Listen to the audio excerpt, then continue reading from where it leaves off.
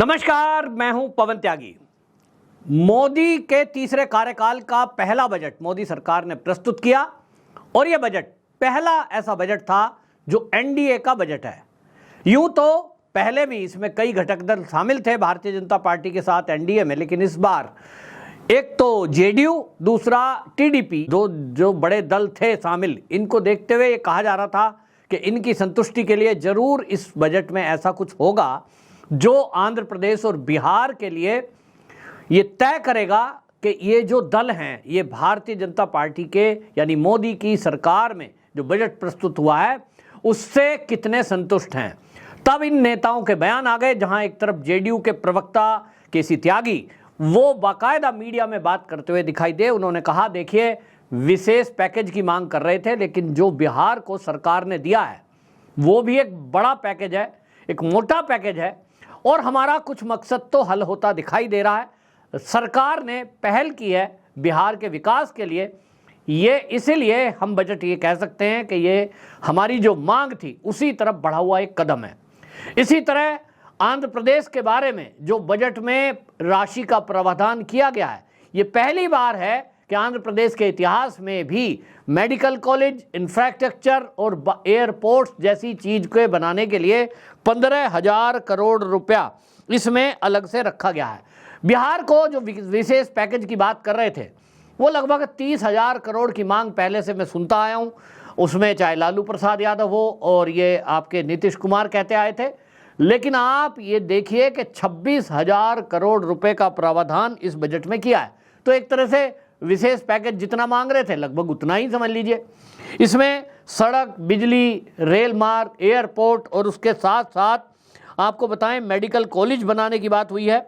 Vaishali Bodhgaya expressway, Patna Purnia expressway, Ganga पर 2 पुल, बाढ़ के लिए 11,500 करोड़ रुपया इसमें वित्तीय मदद और पीरपेंती में 2400 मेगावाट की क्षमता वाला पावर प्लांट लगेगा जिसमें 21,400 करोड़ रुपया उसके लिए आवंटित किया है। और सबसे बड़ी बात इस बजट की बताऊं आपको वो ये कि ये बजट सनातनी विचारधाराओं को ध्यान में रखते, कम से कम मैं बिहार में तो देख रहा हूं। बिहार में आप देखिए, बिहार का जो बोधगया है, महात्मा बुद्ध की जन्मस्थली और कर्मस्थली वो बताई जाती है और वहाँ हम सब जानते हैं कि पूरे दुनिया से लोग जो भगवान बुद्ध को मानते हैं वो वहाँ तीर्थ के लिए जाते हैं। लेकिन बिहार की पहले की सरकारों ने और केंद्र में जो कांग्रेस की सरकार थी, किस तरह से वहाँ उपेक्षा की गई उस क्षेत्र की, वहाँ कोई विकास नहीं है। मैं नेपाल के लुम्बिनी में गया हूँ। भगवान बुद्ध के मानने वाले, बुद्ध धर्म को मानने वाले वो वहाँ जाते हैं। ये माना जाता है कि वहाँ भी ये भगवान बुद्ध की कर्मस्थली है, तो इसलिए लोग दर्शन करने जाते हैं कि जन्मस्थली है। और इसलिए मैंने वहाँ देखा है, नेपाल जो कि एक बहुत छोटा सा हिंदू राष्ट्र है, अब तो खैर वहाँ सरकार बन गई, लेकिन वो घोषित हिंदू राष्ट्र था वहाँ पे। अब आप देखिए कि वहाँ एयरपोर्ट, सड़कें, बिल्डिंग्स जो लुम्बिनी में है, मैं कह सकता हूं कि ऐसा दृश्य भारत में भी कहीं नहीं है, क्योंकि दुनिया के वहां अपने तरीके के मंदिर पूरे दुनिया के देश जो बौद्ध धर्म को मानते हैं, भगवान बुद्ध को मानते हैं, उन्होंने बनाए हुए हैं। भारत में ये नहीं हुआ। क्यों नहीं हुआ? क्योंकि सरकारों ने, कांग्रेस सरकार ने कभी इस तरफ प्रयास ही नहीं किए। वो जो जितने भी बौद्ध धर्म को मानने वाले देश हैं, यदि उनसे संपर्क करते और इस तरह से उनके लिए एक विशेष पैकेज या तो कुछ उसके लिए बढ़ावा देने के लिए कुछ करते तो होता तो आज पूरे बिहार का विकास हो गया होता, लेकिन किसी ने ध्यान नहीं दिया। पहली बार 2014 के बाद जो केंद्र में सरकार बनी है मोदी की, उन्होंने ये तय किया कि जितने भी तीर्थ हैं उन सबकी कनेक्टिविटी ठीक की जाएगी। वहाँ एयरपोर्ट्स की ज़रूरत है, एयरपोर्ट अच्छे किए जाएंगे। रेलवेज़ की ज़रूरत है, रेलवे में ट्रेन की क्वालिटी सुधारी जाएगी। इसलिए आप देखिए वंदे भारत ट्रेन जिसकी चर्चा मोदी जी और मोदी उद्घाटन करने जाते हैं, उसके पीछे का मकसद क्या है कि एक बेहतरीन रेल व्यवस्था, रेल मार्ग के जरिए मिले। ट्रेन की स्थिति भी ऐसी हो कि विदेश के लोग आएँ तो वो ये कहें कि जैसा हमारे देश में है वैसी ही व्यवस्था यहाँ भी है। और नहीं होने की वजह से तीर्थ नहीं बढ़ता है, पर्यटन नहीं बढ़ता है। तो मोदी जी ने पर्यटन पर विशेष ध्यान दिया है। तो वो आंध्र प्रदेश, अब बिहार में भी बोध गया में, जहाँ एक तरफ भगवान बुद्ध के जुड़े हुए जो स्थान हैं उनका विकास किया जाएगा, आसपास के क्षेत्र का विकास किया जाएगा, वहाँ बढ़िया मेडिकल सुविधा हो, इसका अब इसमें ध्यान दिया जाएगा। और आपको बता दूं कि बाकी चीज़ों भी इसी में, चाहे मेडिकल कॉलेज की बात हो, अभी पटना एम्स है लेकिन वहाँ ऐसे एम्स की और ज़रूरत है। लोग दिल्ली आएँ इलाज कराने के लिए, पढ़ाई के लिए दिल्ली आएँ, नौकरी के लिए दिल्ली आएँ, उसके बजाय अगर बिहार में रोज़गार होगा तो पर्यटन एक बेहतरीन रोज़गार है। और ये हमने उत्तर प्रदेश से देखा है। उत्तर प्रदेश में जैसे ही काशी में कॉरिडोर बना, उसके बाद ये रिकॉर्ड में है कि गोवा से भी कई गुना पर्यटक काशी में गए हैं। केवल एक कॉरिडोर बनने से नहीं, वहाँ सड़कें बनी, एयरपोर्ट बना, मोदी जी वहाँ से सांसद थे, और किस तरह से विकास हुआ है कि आप सोचिए कि आज वहाँ जो बनारस ही नहीं, वो वाराणसी के आसपास बिहार भी लगता है, वहाँ बॉर्डर, कितने ही युवाओं को रोजगार मिला है। क्योंकि होटल बनेंगे तो एक होटल जब बनता है कोई, तो उसमें कम से कम भी आप समझ लीजिए, कम से कम छोटा छोटा होटल होगा तो भी 50 व्यक्ति उसमें काम करेंगे। कुछ शेफ होंगे, कुछ उसमें वेटर होंगे, कुछ उसमें मैनेजर होगा, कुछ और रूम क्लीनिंग वाले होंगे, मतलब हर वर्ग को रोजगार। और सोचिए कई हजार वहाँ होटल बन गए हैं, तो फिर क्या स्थिति होगी। और इससे बेहतर, यानी वाराणसी से भी बेहतर ये गया में हो सकता है, और अब होगा। इसमें सरकार ने ध्यान दिया है। तो कुल मिलाकर के ये जो चल रहा है, इसके अलावा लक्ष्य रखा गया है युवाओं का, क्योंकि चुनाव में बहुत बड़ा मुद्दा था, विपक्ष ने मुद्दा बनाया बेरोजगारी। तो अब ये लक्ष्य रखा गया है 4.1 करोड़, 4 करोड़ ही अगर कहते हैं, 4 करोड़ रोजगार जो है युवाओं को, उसकी तरफ ध्यान दिया जाएगा। उसके लिए 2 लाख करोड़ रुपए रखे गए हैं प्रावधान के तौर पर। ईपीएफओ में जो पहली बार रजिस्टर होंगे, यानी कोई छोटी नौकरी पहली बार किसी को मिलेगी, तो ये तय किया है कि जिनके परिवार से कोई टैक्स पेयर नहीं है, यानी मध्यम परिवार के बच्चे हैं, उनको पहली तनख्वाह जब मिलेगी उसमें 3 किस्तों में 15,000 रुपया उनको सहायता के तौर पे मिलेगा। शुरू में ये होता है कि भाई ट्रेनिंग पे लग रहे हैं, आप अप्रेंटिस हैं, 3 महीने की ट्रेनिंग है, उसके बाद परमानेंट होंगे तो सैलरी बढ़ेगी, तो तनख्वाह कम रहती है। और इसीलिए गवर्नमेंट ने तय किया कि जब पहली नौकरी कोई करेगा, 3 महीने का उसका कंपनी में किसी में ट्रेनिंग पीरियड चल रहा होगा, तब हम उसको 5,000, 5,000, 5,000 ऐसे करके 3 बार पैसे देंगे, ताकि उसको एक सैलरी जैसा मिल सके और वो अपनी ट्रेनिंग को अनवरत चला सके। कहीं किराए पे मकान लेके रहना है, कुछ है, उसमें भी मदद हो सके। इसी तरह 1 करोड़ युवाओं को ट्रेनिंग का लक्ष्य रखा है। सबसे बड़ा इस काम इस बजट में हुआ, कांग्रेस की सरकार में एंजल टैक्स लगाया गया था, जिसकी वजह से रोजगार जो है भारत में कम हुए, क्योंकि जो यूनिकॉर्न खड़े होने हैं, जो स्टार्टअप यहाँ होते थे, उनके निवेश में कमी आई। कांग्रेस ने ये कह करके कि काला धन रुकेगा जी, विदेश के लोग यहाँ कोई स्टार्टअप खड़ा करना चाहते हैं तो वो काले धन से यहाँ कंपनियाँ लगाते हैं, और इसलिए क्या कर दिया, 30% टैक्स वो दें। 30% टैक्स का मामला कर दिया। स्टार्टअप लग रहा है, कोई कंपनी लगा रहा है, 30% सरकार को टैक्स देगा। उसके चलते हुआ ये कि आप चाइना जैसे देश में आप देखें, कोई कंपनी लगा रहा है, उसको कोई मोटा टैक्स देना नहीं है, उसको सारी फैसिलिटी सरकार देती है। वहाँ एक फॉर्म भरना है और उसी पे सारे डिपार्टमेंटों की आपको अनुमति मिल जाती है, परमिशन, लाइसेंस मिल जाता है। और इसके कारण भारत की भी कई कंपनियां चीन में शिफ्ट हो गई। शायद कांग्रेस ने दिमाग लगाया होगा, मुझे नहीं पता, मैं इस बारे में क्या कह सकता हूं, लेकिन कांग्रेस का जो समझौता चीन से था, राहुल गांधी, सोनिया गांधी का वो जो समझौते की बात होती है, 2008 में जो समझौता हुआ, मुझे लगता है कि इसीलिए ये नियम बना दिया कि यहाँ 30% टैक्स लगा दो। कंपनियां वाले जो भारत आना भी सोच रहे होंगे, भारत के लोग, वो नहीं आएंगे और चाइना शिफ्ट हो जाएंगे। उसका असर हुआ भी है।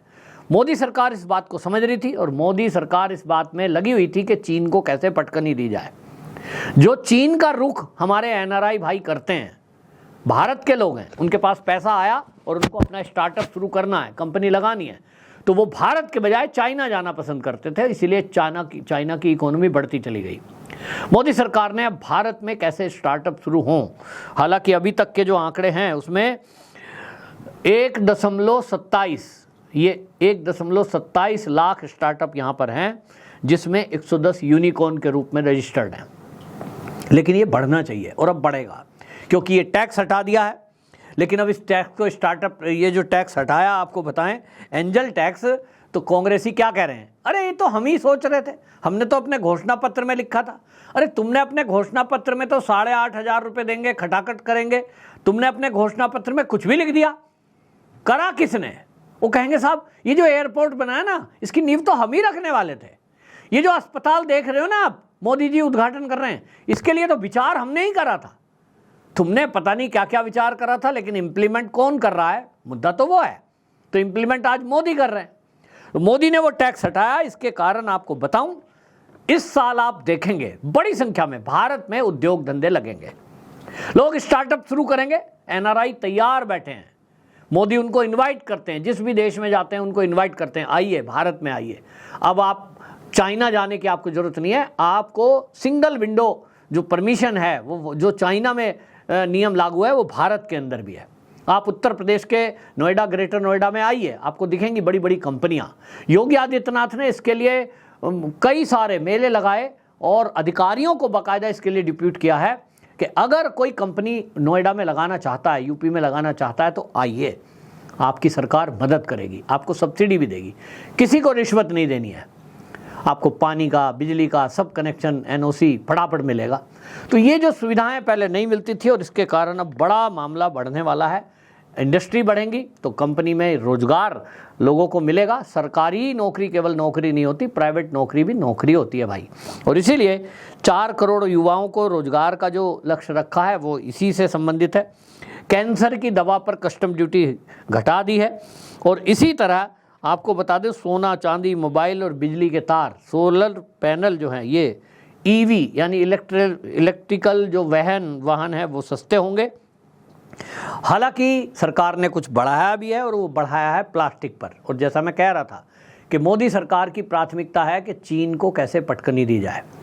तो चीन बड़ी मात्रा में हमारे यहाँ प्लास्टिक, मग्गे, प्लास्टिक के कितने सारे सामान, आप कभी प्लास्टिक की दुकान पे यदि जाएंगे तो प्लास्टिक की डोरी से लेके हैंगर सब कुछ चाइना से आ रहा है। और इसलिए मोदी सरकार की प्राथमिकताओं में है, और इसलिए फिर क्या किया, एक्साइज ड्यूटी बढ़ा दी प्लास्टिक पर। तो वहाँ से जो सामान आ रहा था सस्ता, यहाँ पर वो नहीं आएगा। तो भारत के जो उद्योगपति प्लास्टिक की उद्योग धंधे में हैं, वो अपना जब चीज़ बनाएंगे तो वो बिकेगी, क्योंकि मार्केट में तो भाई जो सस्ता बिकता है वही बिकता है। वहाँ चाइना की एक बाल्टी रखी हुई है, वो मान लीजिए उदाहरण के लिए वो 500 रुपये की है। इंडिया में जो मैन्युफैक्चर कर रहा है उसकी वो 600 रुपये की है। तो 600 रुपये वाली बाल्टी कौन लेगा यार? सेम दिखती है, सेम जैसी क्वालिटी है। इंडिया वाली छोड़ो, चाइना वाली ले लो, 100 रुपये का मेरा फ़ायदा है। वो जो 100 रुपये उसको आ रही है, ये भी कांग्रेस का कारनामा था कि उन्होंने एक्साइज ड्यूटी घटा दी, ताकि चाइना का बहुत माल भारत में डंप हो, वहाँ कंपनियां बनाएं तो भारत में लाएं, और सस्ता बेचेंगी तो भारत के उद्योग धंधे बंद होंगे। कांग्रेस का एक हिडन एजेंडा था, उसका काउंटर करने के लिए मोदी सरकार ने इस बजट में खास तौर पर ये काम किया है। और इसीलिए कांग्रेस पूरी बौखला रही है। पी चिदम्बरम बयान दे रहे हैं कि ये तो हमने करा था, ये तो हमने विचार किया था। तो ये सब बातें बोली जा रही हैं, लेकिन कुल मिलाकर विपक्ष कितना भी बौखला ले या चिल्ला ले, ये तो हकीकत है कि अब चाइना को ये मोदी सरकार का ये बजट पटकनी देने में एक कदम आगे बढ़ चुका है। इसीलिए कांग्रेसी बौखला रहे हैं। बजट बहुत बेहतरीन है, मध्यम वर्ग को इससे फ़ायदा मिला है। टैक्स में रिबेट भी अब बढ़ा दी गई है, उसमें लगभग 17-18 हज़ार रुपये का बेनिफिट एक टैक्स पेयर को मिलता दिखाई दे रहा है। हालांकि वो बहुत कम है, लेकिन हमें ये भी समझना चाहिए कि मोदी सरकार का ये पहला बजट है। अभी 5 साल हैं, धीरे धीरे एक एक कदम मोदी जी बढ़ाएंगे, क्योंकि विकास का काम भी करना है, रोजगार भी देना है। और ये असली बजट जो आएगा पूरा, ये तो आप समझिए एक तरह से अंतरिम बजट है। जो बजट विस्तार से पूरे 1 साल की योजना को लेकर जो आता है वो तो फरवरी में आएगा। तो अभी ये जुलाई से लेकर के और फरवरी तक के लिए एक बजट का प्रावधान करा है, जिसकी तुलना अगर कोई लोग 5 साल के कार्यकाल से कर रहे हैं वो ठीक नहीं है। ये अभी बस केवल इसको कह रहे हैं जी, ये तो आंध्र प्रदेश में टीडीपी को साधने के लिए, तो बिहार में जेडीयू को साधने के लिए ये बजट। निश्चित रूप से मोदी जी कोई सन्यासी थोड़ी हैं उत्तराखंड के कि वहाँ तपस्या करने जाना है उनको राजनीति करनी है। तो राजनीति करनी है तो दलों को साथ लेके चलना है, दलों को साथ लेके चलना है तो उनकी बात सुननी पड़ेगी। तो अगर उन्होंने अपने दलों को साथ लेकर के चलने के लिए उनकी बात सुनी है और बजट में आंध्र प्रदेश और बिहार के लिए अलग से पैकेज रखा है, तो इसमें दिक्कत क्या है? क्या दिक्कत है भाई कांग्रेसियों को? राजनीति कर रहे हैं मोदी जी, तो राजनीति तो निश्चित रूप से है, बाकी जनता का भी ख्याल रखा है। तो खैर, ये तो होता है, पॉलिटिक्स में चलता है, लेकिन कुल मिलाकर के बहुत बढ़िया बजट ये प्रस्तुत हुआ है। और देखना होगा अब इसमें रोजगार के साथ साथ कुल मिलाकर के भारत के उद्योगपतियों जो और भारत में जो नया स्टार्टअप खड़ा करना चाहते हैं उनके लिए एक बेहतरीन उम्मीद इस बजट से बनी है। युवाओं के रोजगार निश्चित रूप से मुझे दिख रहा है कि जब स्टार्टअप नए बनेंगे, कंपनियां नहीं चलेंगी, तो रोजगार भी भारत के युवाओं को मिलेगा। आपकी क्या राय है? कमेंट बॉक्स में ज़रूर बताएं। वंदे मातरम।